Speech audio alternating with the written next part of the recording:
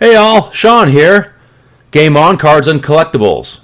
Today I wanted to jump on and talk a little bit about a card show I was at this last weekend and some huge pickups for my personal PC that I'm really excited to have and to share with you guys today. This was a local card show that I'd never been to, but they have it once a month and I was really excited to check it out and see what it was about. And as soon as I got in, I started looking around and kind of scoping out what interests me in my personal collection. And I had been selling some cards over the last few months and kind of stockpiling some cash to hopefully use at this show and find some really cool PC pickups. And I got to tell you, I was really excited to what I was able to find. And there was 3 cards in particular that I had targeted as cards I wanted to negotiate on and hopefully land for my PC. And I was able to successfully land those cards, so I'm really excited to share with you guys today what I had picked up. So for the first card, I was the first one I actually saw, and I talked to the dealer. His name was Steve, really cool guy. I told him that I was interested in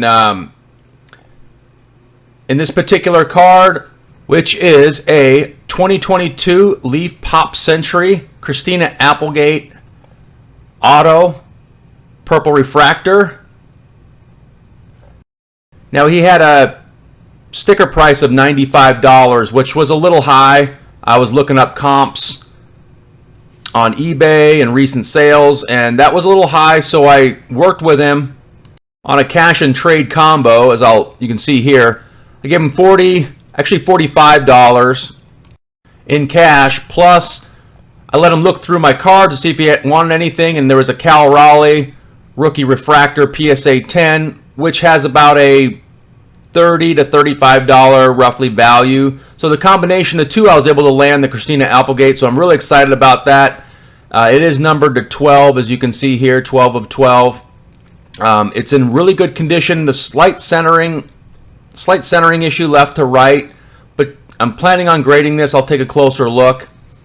And I also told him that I was interested in doing a Married with Children autograph set, so like a collector set. So I already have an Ed O'Neill. I'll have to show that on camera sometime. I have an Ed O'Neill, Allen and Ginter auto already, and then with this year's Pop Century, there is a Katie Seagal that has her as in her Peg Bundy character.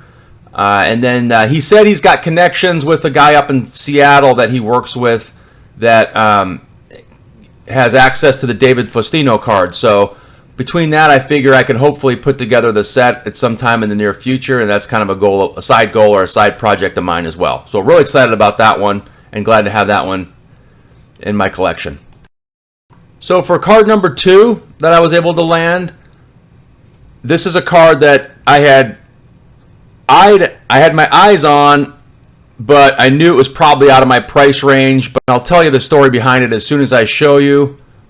But card number 2 I was able to land is this amazing 2021 Select UFC Brandon Moreno Rookie Signature Disco Prism Auto, numbered to 10. I could not believe I was able to land this card at the card show. I figured this card was probably out of my price range, but I decided to ask anyway. The dealer was a kind of a father-son combination. The father was busy talking to somebody else. I asked the son, hey, what do you want on this card? After the son said $500, the dad came over and overheard the conversation and said, I'll do $250 if you do cash. I said, well, would you mind taking a look at my collection and see if I've got anything you want? So he pulled out this Acuna Rookie PSA 10 that I just picked up at a card shop. I did a video on that earlier in the month. And so between those two, with that card, I got them down to $165 cash plus the Acuna card. So I thought that was a pretty good deal, and I could pull the trigger on something like that. Always been a huge fan of Brandon Moreno. Been watching him since he was in the early prelims many years ago. I did look it up after I purchased it. I figured it would be, and yes, it is a PSA Pop 1. It was a raw one that sold for $400 recently.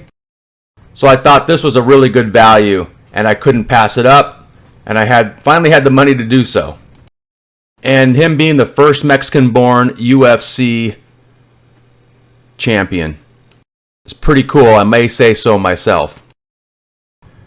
And now, last but definitely not least, the biggest pickup probably ever in my 10 plus years of collecting. I am happy to say that I was able to successfully upgrade my Grail card from its current SGC1 to a PSA 7, let's hear it, 1976 Walter Payton rookie card. Yay!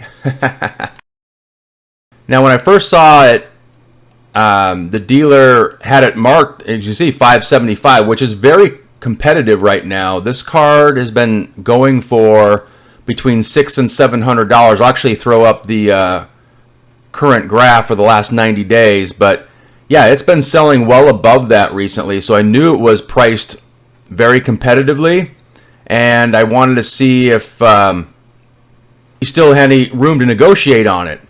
So I had $497, actually $497 with me, and I just walked up to him at the end of the show, and I said, would you do $497 on that?